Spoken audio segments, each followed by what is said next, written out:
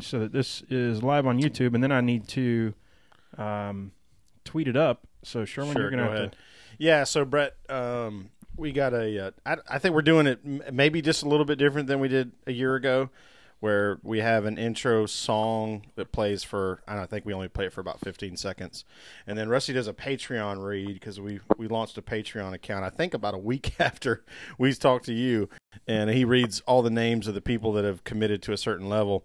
And then sometimes that, like, it blanks out the audio signal that's going to the guests. So if it goes quiet on you for like 60 seconds, we didn't hang up on you.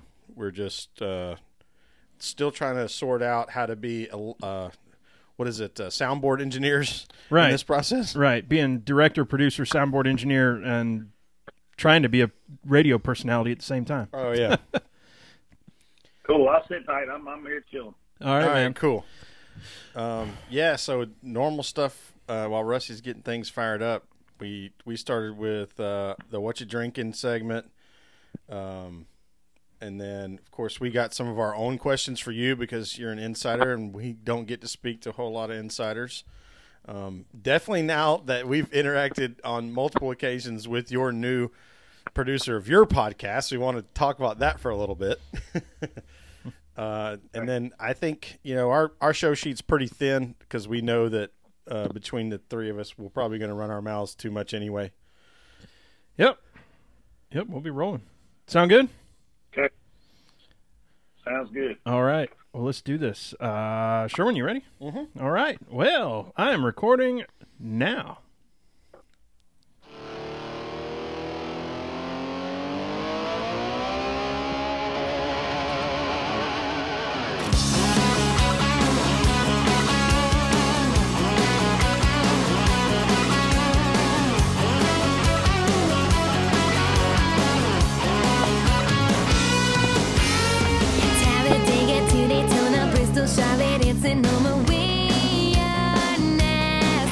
Welcome, y'all. That's right. This is the Pregame Engineer Tailgate Mirror Racing Podcast, episode number 132. It's Wednesday, February 7th, 2018. I'm Tailgate Mirror Rusty Wallace, joined the PTM Podcast studio with Pregame Engineer Andrew Sherwood. What's up, dude? I'm stealing your line this week. We've got somebody on for a second time, which means we didn't piss him off enough the first time to drive him away. Right. Or this is his soapbox to start yelling at us and tell us what's up. Before we get to him, y'all, you know what the deal is. PTM Podcast, it's sponsored by you. That's right. Go to patreon.com/PTM. Join the What You Drink Club for as little as $1 a month and get your free koozie. Best part is, every cent in 2018, we're donating to sponsoring drivers. So join the PTM Posse today. Be a part of the sport you love. This week's show is brought to you by our official sponsors at the $5 and up per month level. Catherine Kingston, Ashley Stang, Laura Henshaw, Harry Balzania, Mick Rose, Aaron Bearden, Robert Keplinger, Tony Saul, Colby McClam, Eric Kepner, Ryan Kiefer, Marianne Levesque, Patrick Cleary, Jeff Brown, Brendan Crowd, Kathleen McDonald, Stacey Wright, Brandon Carl, and two new patrons this week, Sherwin, at that level. It's Jumpy Bob and Les Miller, kind of doing their dual thing, and Rekka Porter. So thank you both. Welcome to the PTM. Rika Porter. And, by the way, last week, apparently I might have goofed. I do that read live every time, and, you goof sometimes when that happens. So, Ryan Kiefer, I may have missed you last week. We got the feedback on that. Apologies for that. Hopefully this week I'll raise a glass to you and do a special cheers. So thank you for hanging in there with us and for letting us know when we mess up. So speaking of messed up, no. Terrible segue. What am I doing? Why don't we go ahead and just start with letting folks know who's on the other end of the line? Yeah, we already said it. He's a PTM alum, as we call it, a co-host of the Door Bumper Clear radio show and spotter for Elliott Sadler and Clint Boyer. It's Spotter Brett. What's happening, Spotter Brett? What's up, fellas? How's it going? Oh, it's feeling good, doing our thing. We're excited.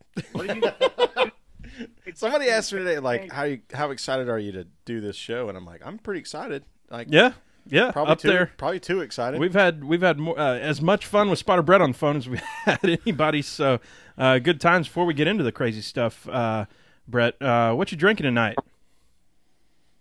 Man, I'm just chilling, dude. I had to get my little guy from school today, and then I got him home, got him settled, and I had to get my girls, get them. Man, they ate like 17 eggs when they got home from school today. dairy farm in the backyard. One eats them over medium, and the other one eats them scrambled. They just kept ordering eggs. I felt like a Waffle House cook for a while. And then I got them, and now I'm just sitting back, cocktail time, guys.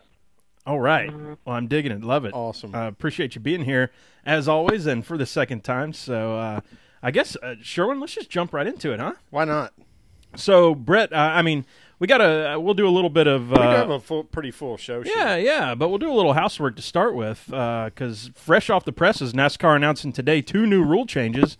The first one, time limit for repairs is up to 6 minutes, up from 5 minutes, and kind of 1A on that. The extra crew member over the wall during repairs is a 2-lap penalty instead of disqualification. I don't recall that being necessarily I don't know if that was a big deal or whatever. But well, with Kenseth it was. Yeah, that's right. But, 2 laps versus disqual, I don't know. But, Brett, I'm sure you heard about this stuff. What's your hot take on that? First of all, I can't believe they made a rule change. I mean, that's just completely it's un-NASCAR then. I mean, well, once the season gets started, man, I sure hope we've got all these rules. They just announced there weren't any more rule changes, and then we had 2 rule changes. So, to get to you guys' point, I feel like the qualifying rule change is a change in the right direction. That session of 20 minutes for 40-ish cars to go out and make a qualifying run, a lot of these tracks, we ended up all sitting there for looking at each other, and I felt like TV was probably a little bit of a pickle trying to fill that time up entertaining and exciting when I'm literally sitting there on pit road. That's a great rule change for it. I would love to see like minutes 8 and 5 for those 3 sessions. So I hope they're not afraid to keep tweaking. On the other man, Kenseth got disqualified for one person too many jumping over the wall, and the reality was they didn't have a lot of damage. I don't know if they knew they had even necessarily been in a crash. So to see him get disqualified, to see him kicked out of the championship hunt in his last season as a guy who respects Matt Kenseth and what he's been able to do throughout his career it was heartbreaking. So I can't imagine how those guys felt. So, a 2-lap penalty is obviously significant, but at the same time, you have that opportunity with the free pass and with pitch strategy and with, different things that you can do throughout the course of the race to make up some of that. So another rule that I think they made the right step on. We did get an extra minute because we had one less guy going over the wall with 4 minutes to work on the cars. I don't see that being a big deal. And the reality is if your car up, you probably fix it in 5 minutes. You probably could have fixed. So I think, that rule is probably a little bit more of a, hey, we're 50 guys buffer. Where I think this whole picture thing is going to be in is, and I didn't talk about this on door because we had a new producer and I didn't do a good enough job of educating myself with the format of the show. A lot of guys are going to do these pit stops a lot of different ways. As some teams are going to have the tire carrier carry 2 tires around to the right side. What that means is if he hangs the right rear in order to get to the right front, he's going to have to go around the jackman. And if he's going around the jackman, I want you guys to think about how far off the right side of the car he's going to be. We're talking 6, 7, 8 feet. So to have a car go around him on his right side and be able to make the pit box, that guy's in danger. He's always in danger, but he's never been in that much danger. A lot of guys are going to be doing a lot of different ways. I think it'll be interesting to see how that plays out, but I also think it's going to be interesting to see time gaps because I think for a bad stop versus stop less than a second difference. Now, this rules, man, I think if pit crew screws up, they're going to be 2 seconds off the pit stop. So I can see a guy get here and easily lose in 12, 15 spots if his pit crew has a. Yeah. Well, so I think it's a great point that if people are going to choose that 2-tire option to go around the rear side of the car and have to go around the jackman, they're going to be out they're going to be basically on pit road. They're not going to be in a pit stall. They're going to be on pit road. That may be an accidental or unintended consequence of this rule. Yeah.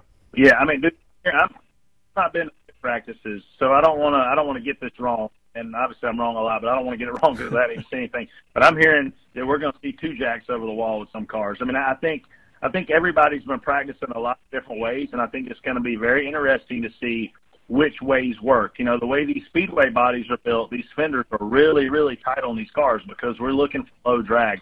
Versus when we go downforce track, we're going to left front fender way out about the corner. So with these, I think I'm going to see a completely different pit stop at Atlanta. We're going to see a pit stop at Watkins Glen. Either of those two. So I feel like it's bigger. It's a bigger. Like people keep talking about it's only charter. Who gives a shit who has a charter and who doesn't have a charter? We don't have enough cars showing up to send the good cars home. So for the media, some of the media members to make the storyline about who's got a charter, who doesn't have a charter, like we've got a lot more important things going on in this sport right now that I feel like aren't being covered. One of them is this pit stop, these pit guns, and what it's going to ultimately mean to the people. And I think he's going to be. We'll see about. Hey, Brett, so we're having a little bit of audio issue with the phone. Can I call you right back? And it'll be from a different number, but I think it'll work maybe a little bit better. Sorry, everybody, for the quick detour here. Sure, and keep them entertained. Yeah, Brett, I'll call you back in a second.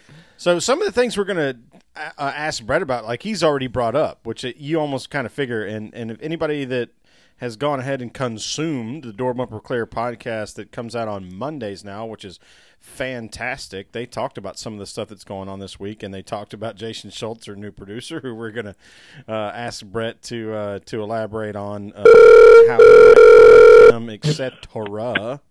Yeah. So are we reconnected? All right. You had to hang on a second. All good. One of the accidental or whatever the fallacies of, or whatever you want to call it, of doing this live is this is sometimes what we have to do. Yeah. Sometimes I have to deal with this. But Brett, you back with us? I'm with you. All right. Awesome. Good deal. So talk to us about the what was it, the shoot, I can't think, the lug nut, the normalized wrench gun. Yeah. So once again, man, I don't have all the details about that, but the reality is, you know, Joe Gibbs and Toyo went out on a limb a couple of years ago and spent a pile of money to develop pit guns that were producing more torque, which would allow you to get the lug nut off and on faster than everybody else. So as they obviously they've had great athletes over there as well, but in time we noticed that their pit stops, they were beating everybody pretty much throughout the course of the race, and you kind of had that storyline come out about their magic guns. Well, I think NASCAR, for everybody listening, has been built on pioneering different tools and resources, and also it's built on innovation. And I think Joe Gibbs, you know, saw the opportunity, just like the Wood brothers saw the opportunity in the 70s of, hey, if we go perfect this pit stop, pit road quicker than everybody else. And I think Joe Gibbs kind of took it to a next level with these pit guns. And I was at MWR when all this was going on, and those guys sunk a lot of money into it, as did all the big teams. And so I think NASCAR just honestly got tired of everybody getting faster with pit guns, just like they get faster with cars. And we see new templates come out to slow the cars down. Well, now the new template for the pit gun is you're going to lease it from us. And by leasing it from them, they have the opportunity to control the resource and ultimately the template on them and how fast they are, and then calibrate everybody's the same, so that we're kind of putting the pit stop itself back into the human element versus the equipment element. And I mean, let's be honest, man, racing has always been about both. It's not it's man and his machine versus another man and their machine. And I feel like a lot of the things that they did with the pit guns, man, they were innovative, and I'm a big fan of that. So, I mean, for us, it's almost like we're taking a little bit of a step back in technology, but at the same time, NASCAR's constantly seeking parity. So we'll see if that's how it works out. So I have somebody might call this a conspiracy theory or just a very cynical approach to a conversation, but and cynical? Yeah. No. How much of this do you think is NASCAR saying we want parity because we think this is going to create opportunity for fans to have a better experience? And how much of this is what kind of kickback deal does NASCAR get from mandating who the supplier of the gun is? Oh, good question. So I think the first part of that is the gun itself and the ability for the gun to do its job. And I'm going to tell you something, man. some of these race teams and I say, okay, we're looking for parity. Well, let me tell you something. A dude jumping over the wall that used to play college football that weighs 140 pounds and is 5'5" is going to be a lot faster than the dude that sat on his ass for the last 2 years that unfortunately had to put on a fire suit and go change tires because a low-budget team didn't have another tire changer. Like, I think we're going to see these pit stops, and instead of everybody being in the 12 to 13-second range and us seeing a second difference from the best to the worst, I think we're going to see a 13 to 16.5-second pit stop. I feel like these lower budget teams are really going to get their ass kicked because if they don't go out and rent a pit crew from a company like Stewart-Haas or a company like Hendrick, utilize their backup guys to be their primary guys, they're going to be in trouble because they're not going to be able to formulate the pit stop the way that we are. They don't have the resources. They don't have the pit crew managers. They're not going to be able to train the way that we do. But lower budget teams aren't just on pit crews. They're also making other things throughout the week. They're not going to be able to practice as much. So I think we're going to see a bigger time gap. It'll be very interesting to see if I'm right on that. As for the companies and the vendors, you know, we're looking at this same thing with these composite bodies. There's only one place composite body if you're an Xfinity Series team. That's going to come to the Cup Series in 2019. So once again, you know, who picks these companies and who financially, you know, is benefiting from that? I have zero clue if your conspiracy theory is correct and there's a kickback or B, someone higher up in NASCAR that owns stock in these companies or outright. Like, I have zero insight into that, but you're exactly right. When they're going out and they're saying, okay, guys, you got to buy all of your hoods from the same company. Some company that we've probably never heard of is benefiting greatly. When they go out and do this pit gun thing, same thing. When they go out and do composite bodies, same thing. So definitely, you know, if we know how to buy stock in some of these companies, they're becoming the monopolies in these certain channels as it pertains to us putting products on the racetrack. Yeah, 100%. So I want to skip to one of the questions that I wanted to ask. This is not in the listener section. Sure. But I'll just read it the way I wrote it, and then hopefully it'll make sense. Will any of the cost-saving rules that NASCAR implemented actually save teams money, or will they just reallocate that cash to other spending buckets that make race cars go fast? Yeah, I mean, I think that's a really good question, and I think ultimately, man, what you're asking me is up to the owner. You know, we all know that these race teams, and I've been privy to see some of these budgets, they all have realistic budgets, real-time budgets, right? They have a motor budget, they have a travel budget, they have a engine tuner budget, they have a spotter budget. I mean, every single kind of person that you see or can imagine, engineering budgets and wind tunnel budgets, and it's insane, right? So the reality is it's up to the owners to police themselves. You know, when I look at, and I said this on Door Bumper Clear this week, when I look at teams that are attracting high-dollar sponsorship, I truly believe that the racing is at the top of the food. It was Hendrick because at Jimmy Johnson in his prime, Jeff Gordon in his prime, Casey Kane in his prime, and obviously the biggest money getter from a sponsorship standpoint the sport has ever seen and probably ever will see for many, many years to come, Dale Earnhardt Jr. So now I look at Gibbs as kind of being in the driver's seat from a revenue perspective as far as sponsorship goes, and I say, man, how do you compete with those guys? Well, I'll tell you how you compete with them. You got billionaires that are looking at them going, we're not going to let you have more money than we do. So these teams want to save money, and we have crash rules, and we're cutting pit crew guys, and we're trying to save money on pit guns. I also know that if we need to go, Stewart-Haas Racing needs to spend an extra 2, 3, 5, 10, 20 days in a wind tunnel to make that happen. He owns an F1 team where one team costs $100 million. He can run all 4 Cup teams for that, get the same money. So, you know, when I look at your question, I say, man, on paper, yeah, it sounds great, but from a performance standpoint, what you're putting on the racetrack, that Rick Hendrick, Gene Haas, and some of our owners are going to just let Gibbs win because he's got more revenue coming in on sponsorship when they're sitting on billions of dollars themselves. Yeah, I hear you. Well, that camera's on me now. Makes sense? Yeah, totally makes sense. Well, no, that's a great point, that considering the amount of dollars spent. And so my concern has always been is I think it makes sense.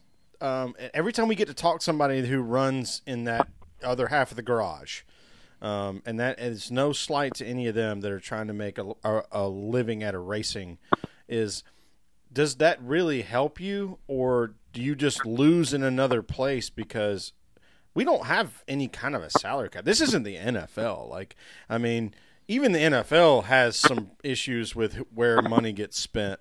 They just know where the money's getting spent on the 53. Mm-hmm. Look, man, I said something about charters earlier where I said, why do fans care who has charters? Why are the media making such a big storyline out of the fact that Derek Cope has a charter, right? If there were better teams in place, better sponsorship, regardless of whatever's going on with this Mickey Mouse bullshit of leasing these charters, and we got one team leasing another charter to the same team that they leased to a team last year, it is beyond confusing. But the reality is, to the person that owns the charter, that charter is worth real money. And you say, well, how's that possible? You still need a sponsor to show up at the racetrack, to foot your tire bill, to foot your travel bill, to get your guys to the racetrack, to pay for your crew chief, to pay for your driver. Yes, you do still need money coming in, but these charters guarantee these teams X amount of dollars. Go out on a limb and tell you how much I think that is, but it's a lot of money. It allows these small, years ago, last place paid $2.7 million in the Cup Series. Mm-hmm. So if you finish last every single weekend, your operating budget with zero sponsorship was $2.7 million. So let's assume that this charter guarantees the worst charter the $2.7 million. So if you can go out and get another $1 million with whoever A or B is, now you're looking at, $4.7 million. Can you race on that? Yes. Can you race competitively on that? Absolutely not. But these charters are worth real money to these teams. They're being sought after, and that's also why they're being coveted. I think to date, Tommy Baldwin probably has made more money on the charter system than any other owner in NASCAR. Doesn't mean somebody else won't do that down the line. Rob Kaufman. Really weird deal. It's easy to say he made money, but at the same time, I know how much money Rob was losing on an annual basis when he was running MWR. So he subsidized some of his losses when he sold his charters. I think making money, I think Tommy's probably done the best job of that so far.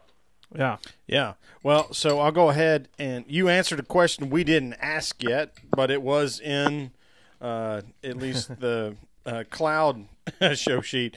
Mick Rose, thank you for asking us about that. You got your answer there that it appears that charters still have a significant value because they accompany with it prize money as well as TV money. Mm-hmm. And that sponsorship stuff. Those numbers are, you talk to me as a math nerd and Spotter Brett throwing around those numbers, man. I'm sitting here, eyes wide open and bugs flying in and out of my mouth.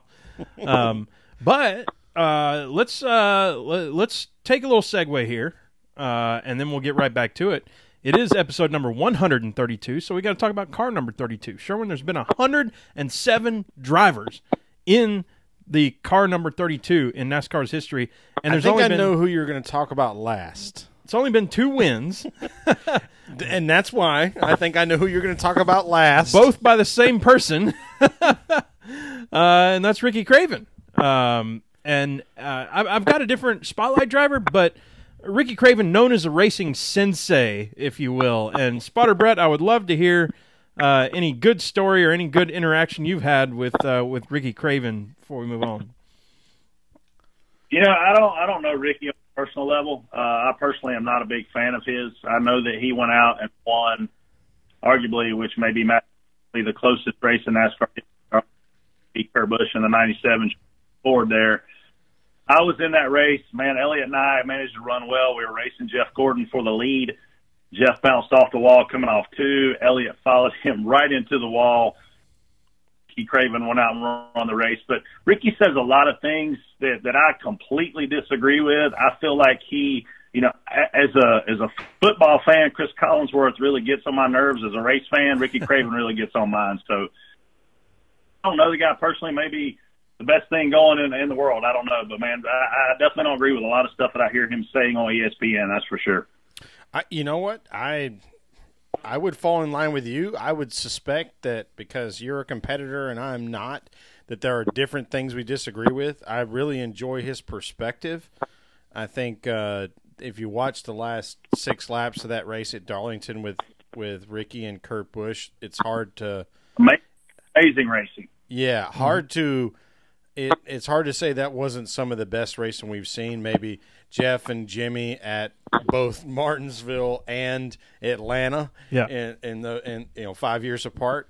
But and I know there was great racing before. I'm not putting down anything before we knew what was going on. I would say, that was the famous, Darrell Waltrip, have you ever? And Mike Joyce saying, no, I've never. Yeah, absolutely.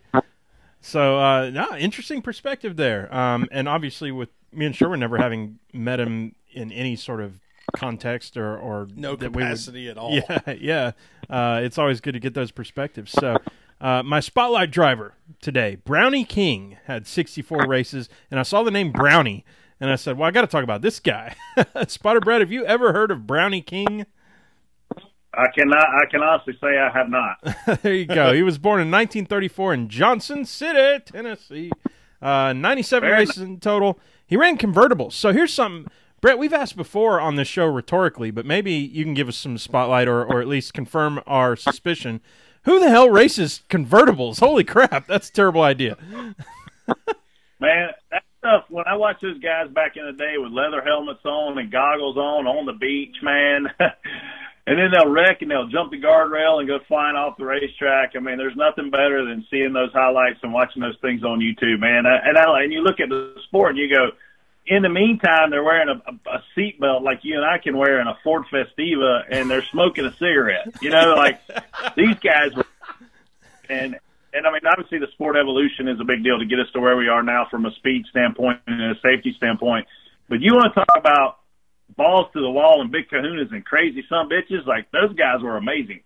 I can't believe it. Without a doubt. With a cigarette. And 90% of it, 99%, maybe more, they just walk away from it and their leather helmet get a little scratch. So it leads you to trying to understand was how much of luck was involved in this? A lot. I think it feels like a tremendous amount because, I mean, based on what we saw in the last, we'll call it 20 years, we saw a really concentrated 2 or 3 years where, like, things did not really go well at all for NASCAR in safety. Mm-hmm. And then we had this huge launch into safety that maybe led us to where we're at with trying to figure out this aero stuff. Mm-hmm. But we certainly almost never have to worry about our driver getting hurt. Yeah. Just about. I mean outside of Junior with the concussions, but that's probably a pre-existing condition from a time where we didn't have the same kind of safety we had in the car. Mm-hmm. Yeah, I mean, we had Kyle Busch with the leg thing. That was pretty brutal. Spotter Brett, here's one that I'd be interested in hearing your perspective. It was you'll have to forgive me, it was at one of the road courses, I think, when Elliott hit the wall in one of the... Oh, that's Pocono. You're thinking of Pocono. Oh, okay, it wasn't a road course then. It was Pocono, and he hit the wall head-on in what I thought was the hardest head-on crash I had ever seen, right into the concrete, with no safer barrier. Off camera, he hit the, whatever they call that goofy guardrail, highway guardrail, and it shat the motor out into the racetrack, like 100 feet away from the car. Yeah. Brett, do you? I imagine you recall that one, or you're trying to keep it out of your mind. I was, man. Actually, they had a wreck in front of us, and I told him they were wrecking in front of us, and my eyes immediately go to the wreck. We were driving the Air Force car back then. Yep. Number 19 for Ray Evernham. Yeah, man. And when I looked back up for him, I couldn't find us. And I got my binoculars up, which were hanging on my chest, and I'm looking through my binoculars, and Todd Parrott was in my ear on the digital radio. He could hear except for us and saying, hey, are we in this wreck? And I'm like, Todd, I can't find us to answer your question. And the next thing I saw was literally an engine block sitting in the middle of the racetrack, pouring smoke, pouring steam. See, is our race car. And I'm like, man, I think that's our motor and that's our car. How did this happen? And so I immediately, take my binoculars and start watching the big screen because by now TV has gotten on to Elliott and him climbing out of the car, holding his head, and he literally falls out and collapses on the racetrack. And I threw my spotter bag and sprinted to the air center and got there about the same time he did and was amazed that, that he was okay.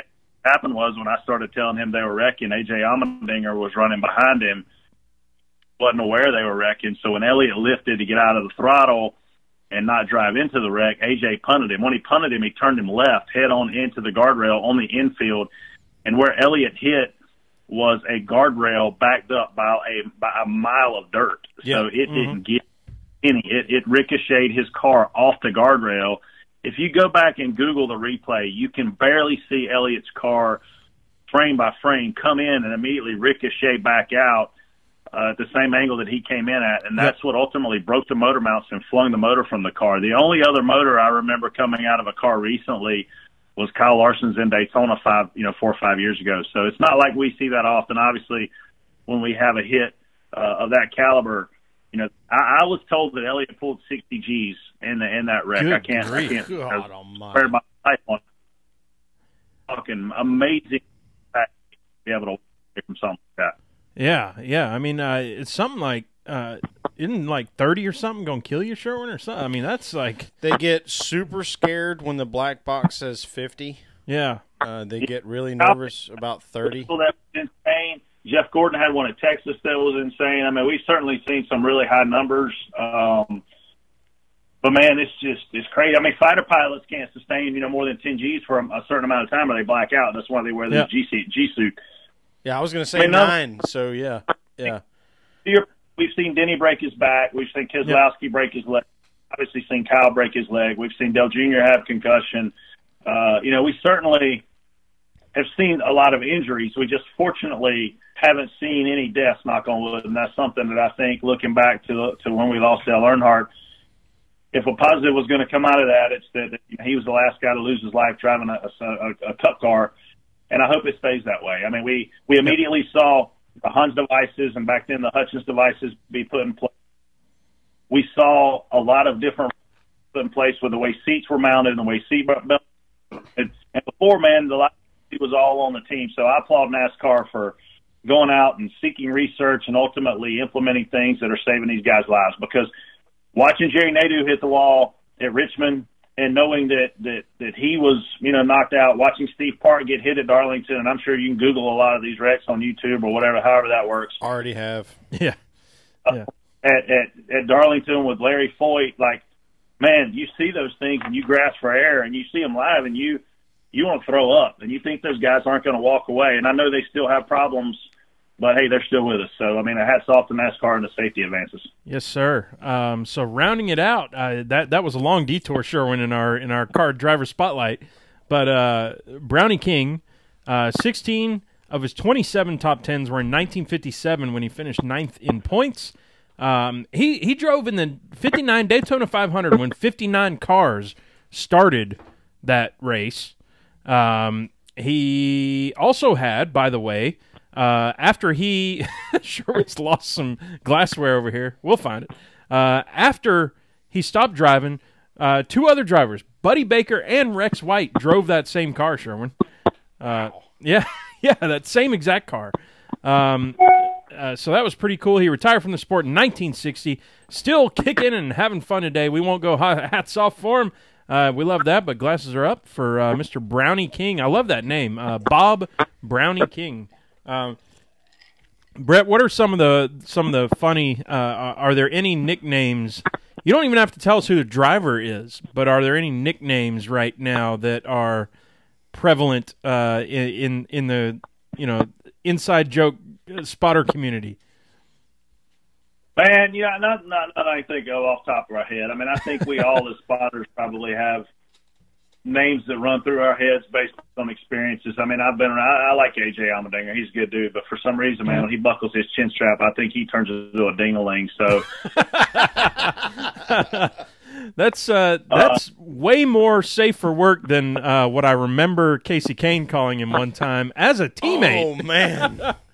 I think it was ding and then bomb. Yeah, that was a good one. I mean, we're like a traveling high school, right? We all know each other, and I mean, look, you've been in high school before. There's 30 people in your class. Some of the people are smart, some of the people aren't. It's the same way in what we do. There's 40 drivers, some are smart, some of them aren't. There's 40 spotters, some of them are smart, some of them aren't. So you got to take it on the chin, man, and move on to the next week. And we all have a lot of things we call each other, but at the end of the day, we all want to see each other compete and do well. And and ultimately just be safe, Yeah, for sure. One of the really fun things, Brett, about asking our listeners to ask us questions to ask you is that we usually don't even have to ask the question because you start answering the things that we would want to know or they would want to know, and that was certainly one of them. Yeah, it's like, yeah. All right, who's the guy or whatever.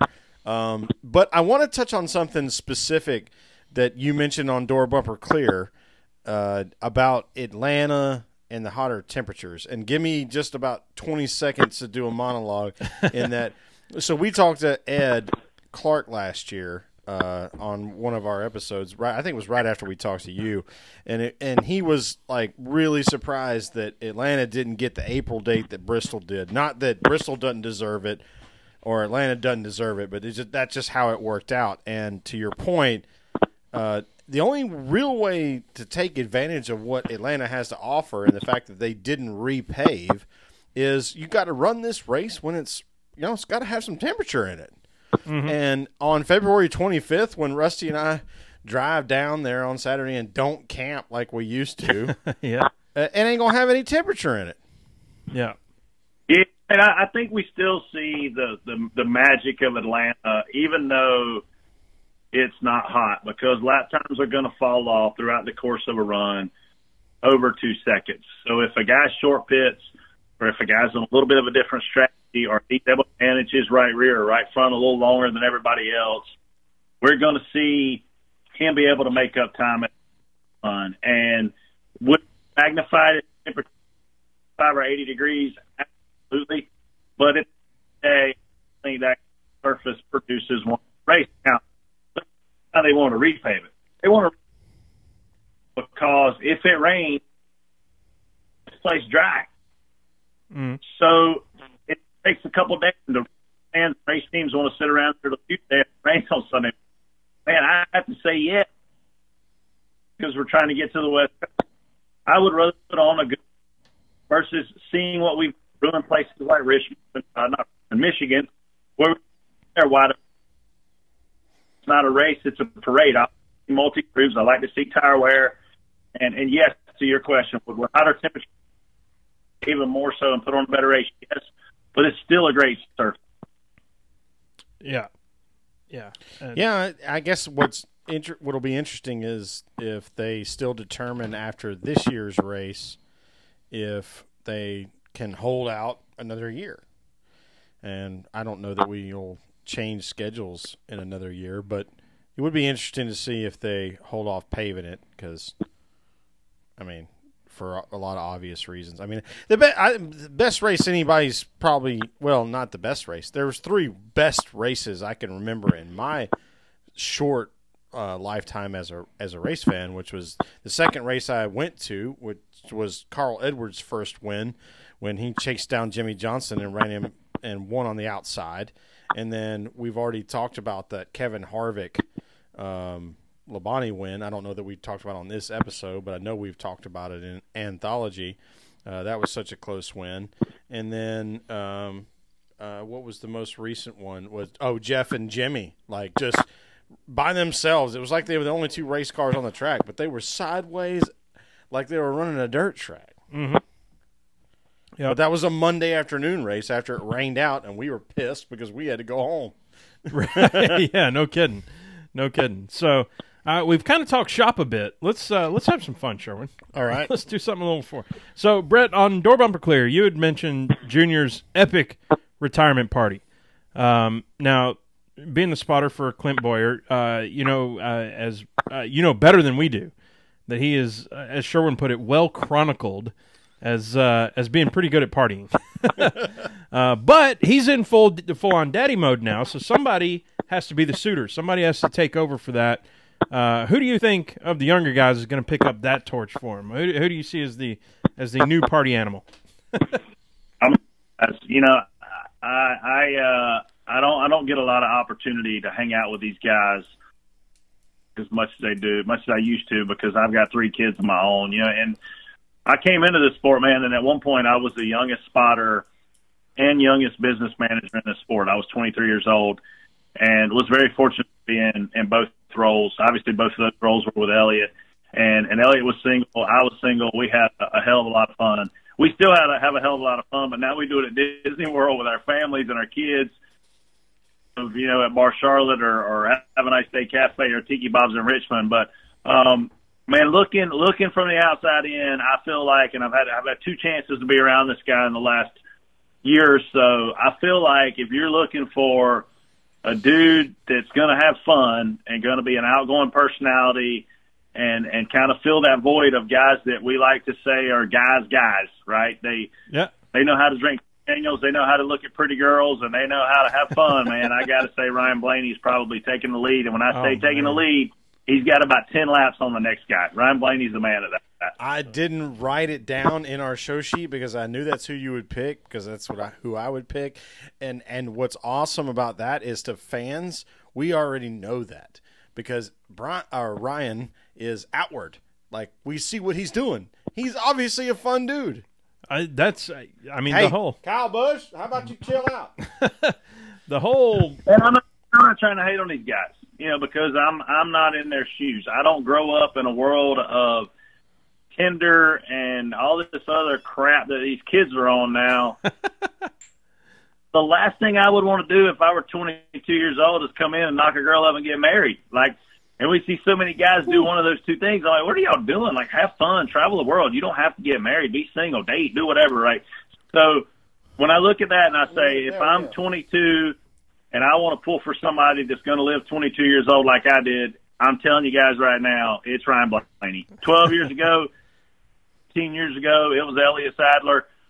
2 months ago, it was Tony Stewart, but he finally wised up and realized he was 45 years old and needed to settle down. But Ryan Blaney, man, that's your guy. Yeah, I think Ryan and, we don't see nearly as much out of Bubba, but to your point, Junior, didn't get engaged till he was 40.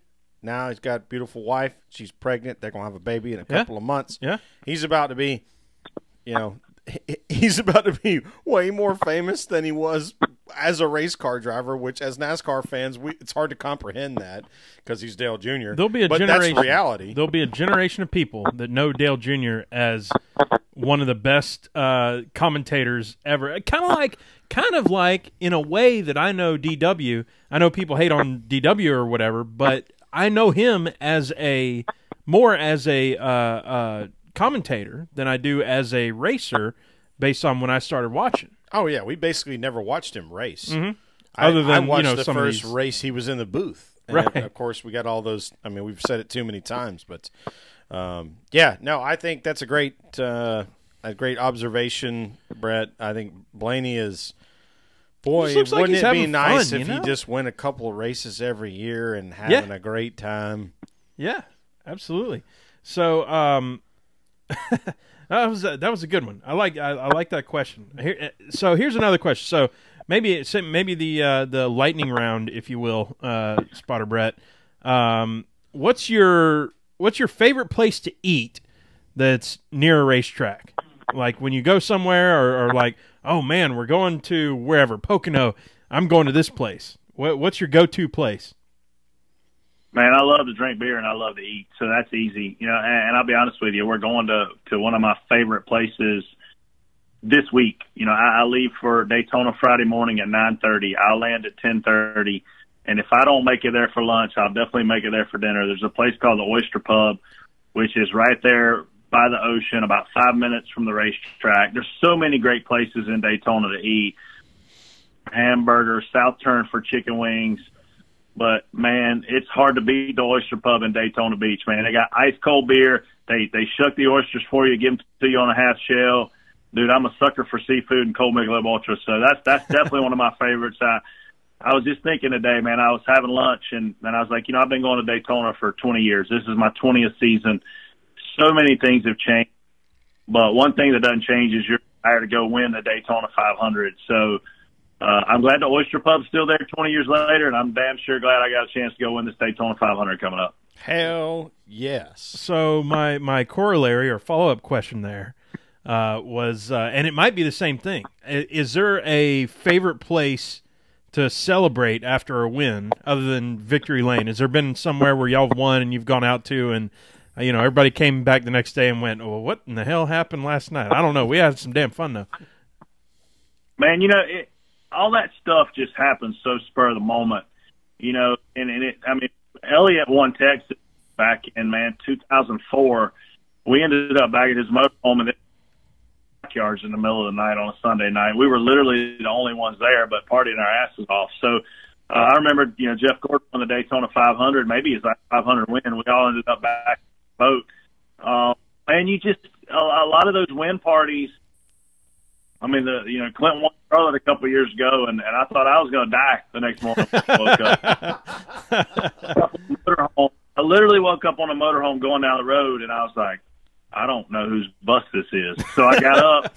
I walked up to my buddy named Trucker was driving, and he drove Biffle's bus, and I hadn't been in Biffle's new bus, and I was like, man, I'm really glad to see you. I thought I'd gotten kidnapped, or I didn't know what was going on, man. And ends up he was taking me to Food Line to drop me off to be picked up and taken home. But, man, those parties, it's not like you can ever walk into a race and go, hey, if we win, let's all go here. It's more of you win, and it's like, oh, guys, what are we going to do to finish the party? Because TV, you think it takes forever to do TV for us, man.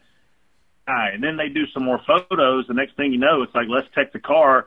That takes 30 minutes to an hour, depending upon where you are and if they're going to take the car back to the R&D center. So all you're really thinking about is how do we continue this celebration, because we all know it's over. Like you're only last week's winner for 3 or 4 days, and then Friday you show up and it's all about this week. And obviously you can win again, but there really isn't a, man, let's win and go here kind of plan. It's more of let's win and, oh, God, let's figure this out, which we always manage to figure out.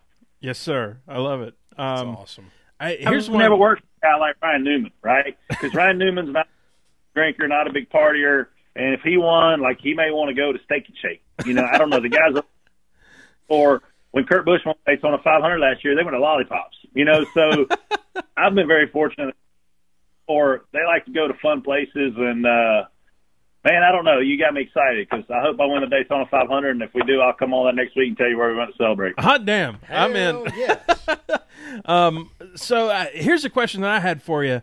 In the two garages that you spot for right now, with Elliott and with Clint, man, I feel like they're on the cusp of something great, both of them. Well, obviously with Elliott, I mean JRM, right, yeah. and right there at the end last year, but I'm feeling good, and I've been feeling good about Clint. What's the vibe right now in the garages? Are people feeling that, or is there pressure there, or are they feeling this, or is it sort of business as usual? What's it feel like right now?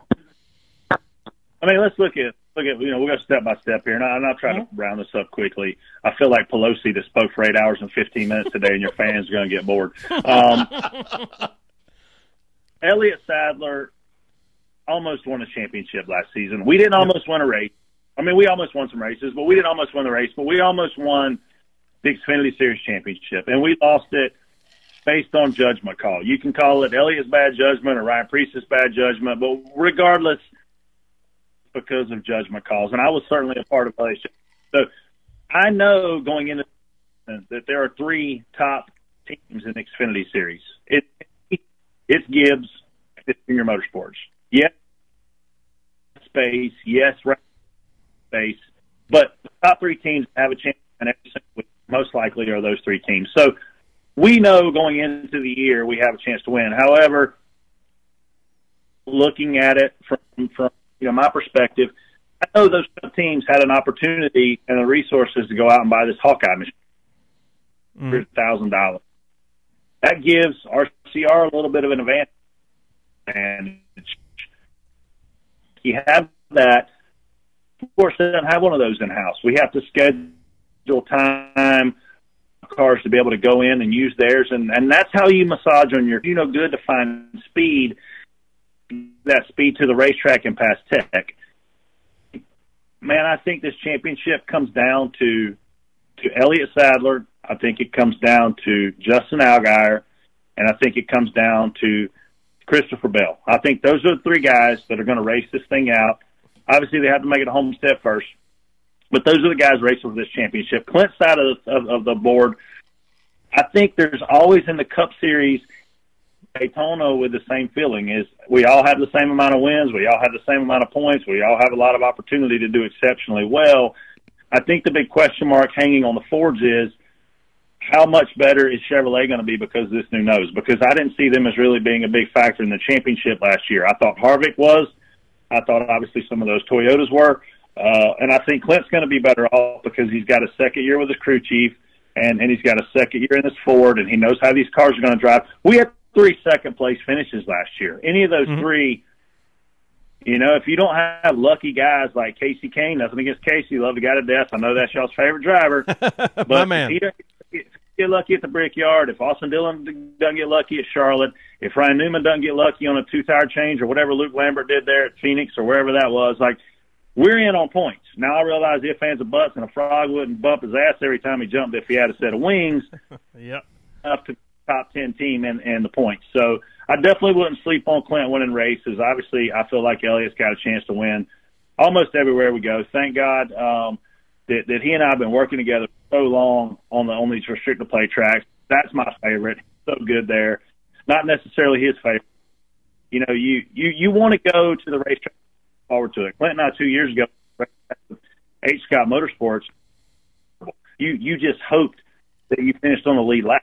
And I know that, a guy like Casey Kane, who's been in phenomenal equipment all of his career, he's now not going to be in the best stuff. So I hope that they've made a lot of moves over the winter to give a guy like him, because they've got the most talented driver they're ever going to get behind the wheel of a race car.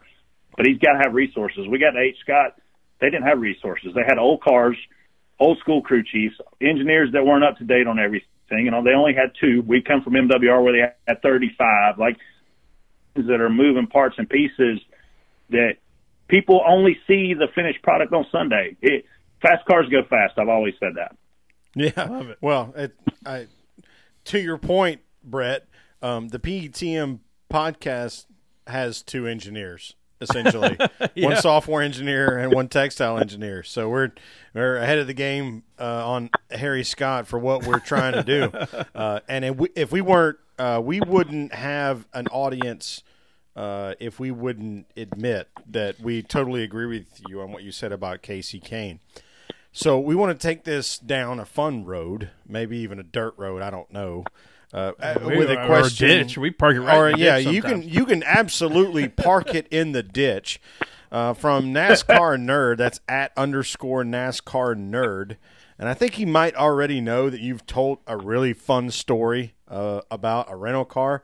But what is the best story that you can tell us about having ridden in or driven a rental car? I guess I can tell the story. The company went out of business. I actually Pocono one time, and we have to go a lot of dirt roads to get to the Allentown airport. And I had never been on these dirt roads. I had been warned about them. But the way the lay of the land was that day, it was really dusty. And I was following a guy named Mike Herman. Mike was my teammate, and he spotted at the time for Martin Truex. I bet he wished he'd have stuck with that guy. He's right. now with Ricky Stenhouse. He did win 2 races this year, but not a championship. So anyway, I'm following her, and I've got my map laid out because GPS doesn't work because you're in the woods. They call us rednecks in South Carolina. Let me tell you something. There's some rednecks in the middle of Pennsylvania. So anyway, yes, sir. I'm following down this dirt road. He goes straight, and my thing says. So I take a right. I managed to hit a pothole running about 60 miles an hour. Oh, Lord. And I said I hope I didn't. This tire goes flat. Well, sure as hell, here goes my alerts going off. You have low tire pressure. You have 7 pounds. You have 3 pounds. You have 2 pounds. Dear Brett, your tire is flat. That's what my rental car is saying across this little sound system thing I got going on. So fortunately for me, Herm had to turn around and come back. I'm standing beside the road at a church, and I'm waving him down. And I'm going to tell you something. When the race is over, we leave town. So I'm worried if I take the time to change my tire and do all the things I got to do to get this car back running, I'm going to get left by the airplane. So I flag Herm down. He stops. I throw all my bags into his car. I drop a pin. We take off. I call Donna, the travel lady, who is a phenomenal travel lady. As far as I know, she's still doing travel where Michael McDowell just went. And I sent her an email, and I'm like, hey, Donna, I'm really sorry I had a flat tire. I didn't tell her there was only 3 wheels left on the car because they hit the pothole so hard. And at the end of the day, she never said a word to me, man. I don't know if Avis charged her a bunch of money to go get this car or what happened, but I never had one thing asked about me as far as what happened. I just know that I never got a bill, because sometimes I had a buddy at Roush who was a spotter, and he went to get his keys out of his pocket in the bathroom, and they landed in the toilet just as it was flushing. Oh, Lord. And his keys went down the toilet. A guy named Jason Hedleski spotted for Carl Elvers last year, Matt Kenseth. I'll call him out. And dude, they sent him a bill for $300 for an extra set of keys. Like, oh, Lord. You would think the policies on these rental cars, but nonetheless, we travel 40 weeks a year. If you think crazy shit doesn't happen, you're dude. I've seen some crazy stuff happen. But thankfully, I never got I never got a bill for that car I left stranded beside the road. That's fantastic. So, all right, Brett, I want to ask you to give the Cliff Notes, because I remember hearing this on Door Bumper Clear, and it's relevant because, as you remembered, we're big Casey fans, but there was some story that you told on DBC where Casey was driving and y'all were booking like $110, and you run across the fuzz. Oh, Lord. Yeah. Man, I wish Casey was sitting beside of me. So, occasionally we all bum rides on these guys' airplanes, right? Because, I want to get home, tuck my kids in, or I want to get home to drive to Myrtle Beach, or whatever may be going on, right? So at the time, Casey's airplane and Elliot's airplane were hangared in Greg Biffle's hangar in Statesville, North Carolina. Well, Elliot's plane was leaving and going to Virginia. Casey's plane was leaving Pocono and going home. So I work it out with Casey that when the race is over, I'm going to haul ass to his bus. I'm going to get in his rental car. We're going to drive to the airport, and he's going to take me home, which is such a nice gesture. Like, you can't thank these guys enough for some of the nice things they do for you, right? So Casey is in a PT Cruiser. We had the Dodge back there. And so imagine 3 guys in a PT Cruiser looking anything but masculine, right? Right. And Kane is coming down this mountain, and he is running 110 miles an hour from the time we left the racetrack. And when we would go around the curves, the car would bounce, and it would make this noise. I was like, Casey, we'll hop. We're going to die. We're going to die. This car is not going to keep sustaining this treatment that you're giving. Sure enough, we come around a corner. There sits a cop. And I'm like, well, this is great. We're running 110 miles an hour on a PT Cruiser coming down a country road. We're going to jail. Like, Casey's a really calm guy, but when he gets nervous, he gets really nervous. So, oh, man. Cop turns the lights, starts chasing us, because obviously he can't catch us. When Casey slams on brakes, the car goes, and we managed to nail a curve in front of a Sunoco station. Ironically, that's an. But we hit this curb so hard, I was like, well, congratulations, Casey. He went from thinking we're speeding to thinking we're drunk and speeding. Yeah. Man, I hope this cop's listening or hears this story. So he walks up to the car, and he's pissed. And he asks for, your name and your driver's license, your registration, and he gets it all, and he storms off. And I was like, Casey, dude, you might go to jail. This is real. It's real. The guy comes back up, and I'm talking, when he comes back up, it's been several minutes when you got pulled over. Now you really, and I'm thinking, damn, I could faster Elliot to Virginia and then drive to North Carolina. I'm going. So sure enough, the cop comes back up to the window and he goes, Mr. Kane, I'm going to have to ask you to slow it down. You were running 10 miles an hour faster for you when he come through here. I'm leaving this spot. I don't want to more you guys over. So if he was goofy, or if the dispatch lady knew who he was, I promise you, when he come up to that window, I thought he was going to kill us. So that was my Casey Kane speeding penalty. Casey Kane speeding penalty. I think we had a little bit of blip there, so just so everybody knows. What the cop said was, you came through at 10 miles an hour faster than Boyer, so you good. I love it. That's fantastic. that fast. I can tell you by how it was driving. It was not designed to go that fast. Those guys have car control nobody can imagine. So Sherwin, I wish I was. So you're thinking to yourself. So I was in the back seat. You're like, I'm with a professional race car driver. I'm in safe hands. And then you look up there and you're like, he's running 110. And then he goes around the corner and it starts shaking and chattering and sliding off toward the shoulder. And you're like, I'm not in very good hands. This is bad. You're like, You need to slow down. how many laps does this guy have in a PT Cruiser? Right, you're in the hands of somebody who is a little bit of a daredevil. Right. He's got a little bit of a death wish, a little bit. Sherwin, let's start rounding this thing out. We've got the strange with staying, the off the wall question from our good friend Ashley J. Stang. Oh yeah, let's do that. So, all right, yeah, let's do it. Yep. In all of motorsports. Oh boy. Oh wait, no, I was supposed to change this. Yeah, you're supposed to change it. Do I have to fill time now? No. Yeah, you're fine. This won't take me a minute. It won't take a minute. It won't take me half everybody's gonna second. Jump off for the last minute. So Spotter Bread, as you might remember from a year ago, whenever it was, we've got a crazy question. Oh it's no, always I left something it in. fun. I told her I liked this one better. So the one I actually put it in. Yeah. So this will put you on the spot, Brett, for sure. And you're Spotter Brett on the spot, Brett. I like it. Yeah, on Good the spot. pun. I'm digging it. And so you can do how you want to do with this. I picked this one from our Strange with Staying source because I think we can both answer this too as fans. So anyway, I'll stop digressing. In all of motorsports, if you could kick anybody's ass, geez, who would it be?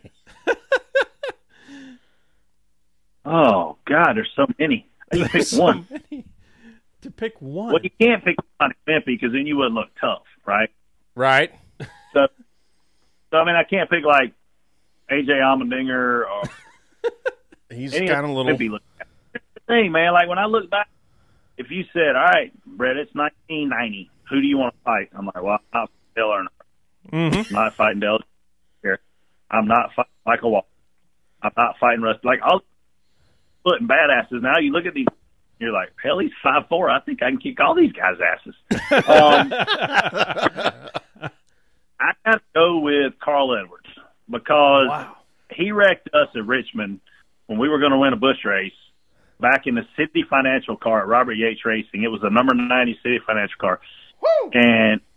And I wanted to kick his ass that night so bad. And people say, well, you can't kick Carl Edwards' ass. Well, I might not, but I'd like to try. And if you're guaranteeing me an ass kicking, then I'm picking that guy. I want to kick his ass. Oh, man. That's exactly answer. The way the question should have been answered. And see, that was my thing, was when I was thinking about this question, I thought, boy, if I kicked Tony Stewart's ass, I would be like a hero. Like, I would be the man. You know, like, because Tony Stewart kicks ass. You'd have a cup ride at Daytona. So not only do I not have beef with Tony Stewart, but I love Tony Stewart. Like, I love him to death. But I would be, I'd be the shit if I kicked Tony Stewart's ass. You know what I mean? So you perceived as tough, right? Which I'm totally into. I'd like all these different angles. Gotta build up our image. We can't build up our image. Somebody small, right? We can't build up our image beating up Cole Witt. Like, we got to fight Jimmy Spencer. Yeah. And you start by ripping his damn toupee off his head and then punching him in the face. I shook Casey Kane's hand, and I thought I might have kicked his ass. Right. He's small kind dude. Of a small guy. Right? So Casey, he's in real good shape. Like, I know he's only 5'5" and weighs about 120 pounds soaking wet, but like a guy like Casey, if you don't beat him up early, like he's going to outlast you on oxygen, and I don't know if you can make it. I'd have to sit on him for 25 minutes to catch my breath, and hopefully he doesn't squirrel out of that. So I'm glad this derailed the way it did, because I get to go the way I want to go, and it's going to be funny. I think Go ahead, Brett. Casey out. I'm going to sell Casey out, but after an exchange one time with two guys on the track, Casey texted me and he said, if I'm going to get in a fight, I know which two I'm going to pick. And it was when John West Townley and Spencer Gallagher did that awful Oh, that was a great, that was terrible fight. And one of them got concussed, if I'm not remembering incorrectly. How do you get concussed from that fight? I think John was telling. Go ahead, Brett. Yeah, there's no way. Yeah, there's no way he got a concussion beating his own ass. That can't happen. He definitely beat his own ass. Right? And two of my best friends from high school owned Zaxby's, and I'm like, damn it. Yeah. That didn't look good. Sherwin, right, where are you at? So I have still not forgiven, and I don't know if I ever can unless I get this magical opportunity to whoop some ass. Kevin LePage merging in an Xfinity race in turn 1 at Talladega and wrecking 30 flipping cars. I have not got over that. I think that was like 2008, and I am still pissed. We're talking about 10 years ago, a guy who doesn't matter race anything at all, and I am still thunder pissed. So you go. Hey, you know who was spotting for him that day, right? Hopefully it wasn't you. Tell me it was Spotter Was it Brett. TJ? His wife. Oh no. Oh, I love it. Yeah. Donna LePage, the first thing he said in his interview was, I didn't know any cars were coming. I'm like, dude, you're in a doghouse. You ain't getting none forever. Like, you're done. How did you not know that 58 cars were coming? I love it. And here's the thing, y'all. I picture it in my mind, right? And I'm like, Sherwin walks up to Kevin LePage, punches him in the face, and says, "This is for that deal at 08." And Kevin LePage goes, "What the hell is this guy talking about? Why did I get hit?" Like, it's just this funny exchange of, this is for a decade ago.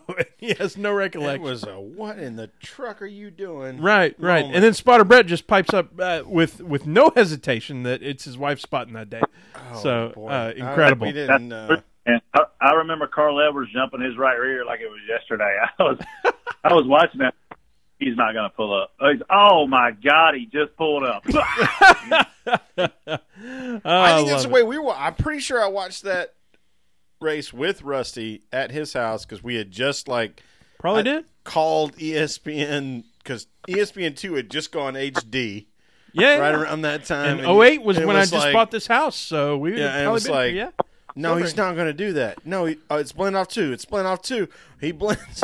And Carl Edwards like, airborne. Right. Freaking, Elon Musk Tesla out in outer space. Anyway, it's been over an hour, and our guest Spotter Brett has been a great sport More for joining generous us with his time. Love you, Mr. Brett. Tell us, I don't know, tell all 7 people that's listening right now what's going on and where they can find you.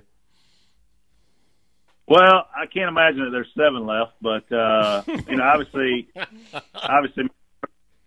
we're kicking off our season. We're starting the circus back up. I'll be honest with you, I wasn't really excited about getting on the road, and while we were on the phone, I just pulled up my computer and checked my bank account. I need the money, so thank God we're starting back spotting. That's starting back making money.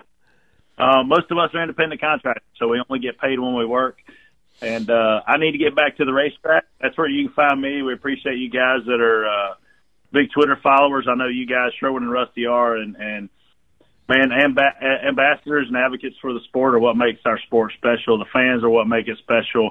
I'm interested to see post-Dale Jr. era, kind of who becomes the face of the sport, because I think it happens organically. I know NASCAR engages these monster everybody like to get behind people and push people, but I'm really curious to see, man, like who's our next superstar. We saw it be Richard Petty. We saw Dale Earnhardt. We saw Jeff Gordon. We saw Dale Jr. And in my mind, that's the last huge 4. Yeah, we had guys like David Pearson compete with them, and a lot of other people like Jimmy Johnson compete with Jeff Gordon, Dale Jr. But at the end of the day, there's only one Tiger Woods in every sport. So I'm curious to see who our next one will be. That's very interesting you say that. We're super excited to get back into the sport ourselves. We'll be at Atlanta. We just bought plane tickets to go to Phoenix in March. We already have tickets. Because y'all got a podcast, like, do they hook you up and let you get some access to all these guys? Well, so we're still trying to sort that out. I mean, we're definitely everywhere we go, we do a live podcast from the track, but we haven't necessarily found all the context we need to do it as a part of the track. So we'll see how it goes. Hey, you guys need garage pass, and y'all need some access. You need to be able to go in and ask these people questions, give you some audio for this podcast. Yes, I heard you, man. I heard you. I totally agree with you, and we're trying to figure that out as organically as we can. Yeah. If you don't want it to happen, drop the name TJ Majors, because nothing will happen then. If you want some help, I hear that. That's funny. I hear that. With that, y'all, we're going to close this thing out. Thank you, Spotter Brett, for joining. Hang around for a little bit, and we'll catch you on the flip side. But with that, we're going to close it out. Sherwin, tell everybody where they can find us. Oh, well, you can find us at PTM Podcast on the Twitter and on the Instagram. You can find Rusty at Tailgate Mayor. Yes, you can. On the Twitter. You can find me at Andrew L. Sherwin on the Instagram and at Pregame Engineer on the Twitter. And you can email us, ptm@ptmpodcast.com. The whole thing. Like, I successfully set up that, like 3 years ago or whatever it was. 2 years ago. So anyway, I y'all. think this is like Patreon/PTM, and Yes. you can get it right over there too. Yes, sir. It's been a blast, and we'll catch y'all next time, which is going to be sooner than you think. It will be very sooner than usual. So, talk to y'all soon.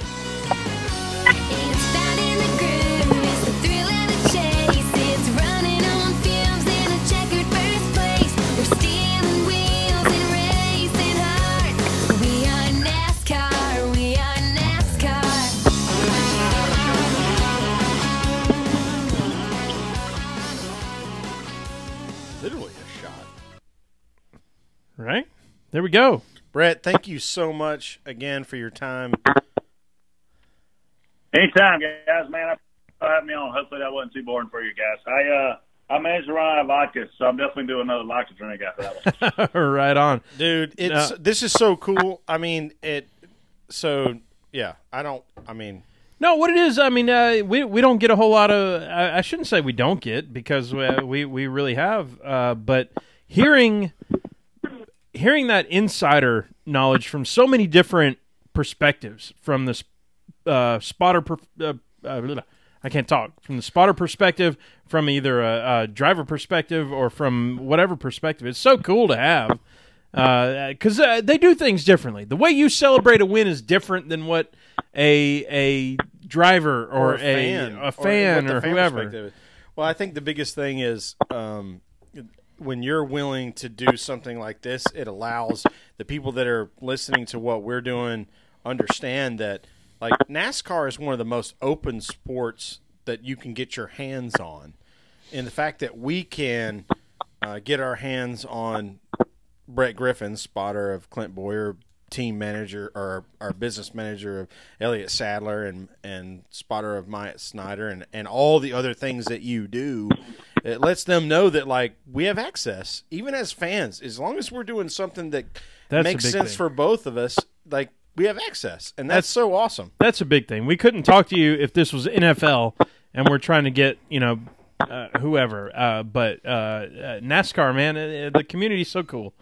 So thank you for being on. And dude, it comes down to, I think, man, I got into racing at 4 years old because my cousins were huge race fans, and they wrote for the local newspaper in Paisley, South Carolina, which had a whopping 2,000 people living there. So when you look at that and you say, well, those kinds of things made grassroots towns start following NASCAR because they had a half page in the newspaper.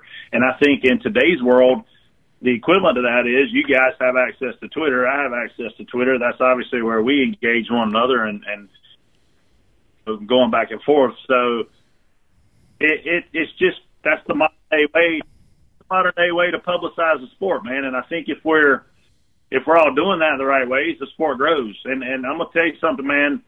There's a big problem.